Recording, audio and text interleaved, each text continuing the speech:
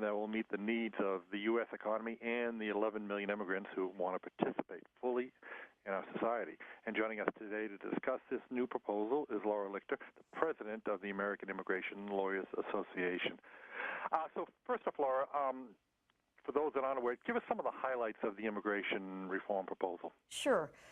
What we have before us is a bipartisan plan, which is really quite unique, that we've had both sides of the aisle come together and try to find a workable, intelligent, common sense path forward for our immigration laws to really bring us into the 21st century. This new plan is somewhere north of 800 pages, so we don't have all of the details yet, but it would go a long way towards providing a roadmap to citizenship for those who are in our country without status, as well as providing for border security, more interior enforcement, and making sure that we have a legal immigration program that allows businesses to bring in needed workers, those high-skilled, high-tech workers that are part of our entrepreneurial class, the people that really fuel our economy, and also make sure there's some very needed changes to the family-based immigration system that will help combat the separation that we see that sometimes plagues families for over a decade.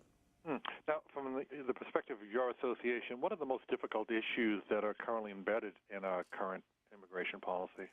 Well, I think it's quite clear that everybody knows that our current immigration law doesn't work well, and it frankly doesn't work well for anyone. And the good thing about that is that means that there really is wide support for reform. As to what that reform needs to be, nearly 85% of the American people agree that there needs to be a pathway to citizenship, some way to deal with the 11 million undocumented here. But we also see that we need to have protections in place for due process. We need to make sure that there is a clear path for businesses that need to bring in workers, both at the highly skilled end of the scale as well as the temporary lesser skilled workers. And we need to have a clear, clean, common sense way for families to sponsor other family members. Now, from the U.S.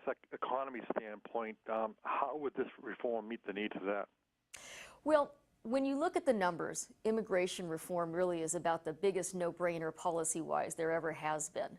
It would cost us literally billions in dollars to actually remove people from this country. And I'm not even talking about the trillions of dollars that would hit us economically if we were to take these people out of our economy. So when we look at the numbers, it's something that just no sane person thinks shouldn't be done. Your association is on the front lines.